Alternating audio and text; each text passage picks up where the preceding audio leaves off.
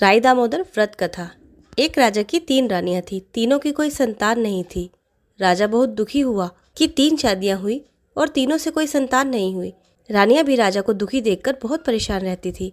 एक दिन जब राजा शिकार खेलने गया तो उसके महल के पीछे एक बिल्ली को बच्चे हुए।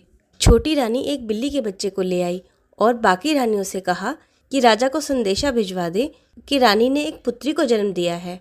जब राजा महल वापस आया, राजा को खबर मिली कि रानी ने एक पुत्री को जन्म दिया है। राजा बहुत खुश हुआ और पुत्री को देखने जाने लगा तो एक रानी ने कहा, आप अभी अपनी पुत्री का मुख नहीं देख सकते, ये आपके लिए अच्छा नहीं होगा। राजा मान गया। कुछ टाइम बीता तो रानियों ने राजा को कहा कि ब्राह्मण को बोलो पुत्री के लिए एक योग्य वर ढूंढ लाए।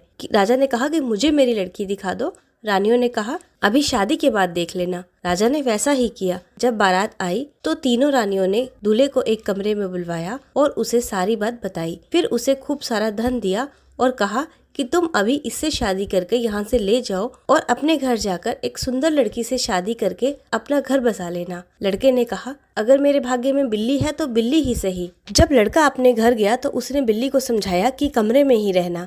जब वह सुबह काम पर जाता तो बिल्ली को चूरी कूटकर खिला जाता और कमरे की कुंडी लगा जाता। देखते ही देखते कार्तिक का महीना आ गया। सास कार्तिक की कथा सुनने मंदिर जाने लगी तो वह बहू को बाहर से आवाज लगा जाती कि मैं मंदिर जा रही हूँ। सास के मंदिर जाने के बाद वो बिल्ली पूंछ में झाड़ू बांधकर पूरे घर की साफ सफाई कर देती। एक दिन राई दामोदर भगवान शिव और पार्वती वहाँ से जा रहे थे तो उन्होंने उस बिल्ली के बच्चे को देखा तो उन्हें दया आ गई। उन्होंने सोचा कि ये कैसे पूंछ में झाड़ू बांधकर झाड़ू लगा रही है, चलो इसे लड़की बना देते हैं। उन्होंने उस पर पानी का छिट्टा मारा तो वह बिल्ली डर गई। उसने अपना कान पकड़ लिया। जब उसने अपना कान पकड़ा तो वह पूरी लड़की बन गई, लेकिन उसके कान में बिल्ली की निशानी रह गई। उसने राई दामोदर को प्रणाम किया। इतने में ही उसकी सास वापस आ गई।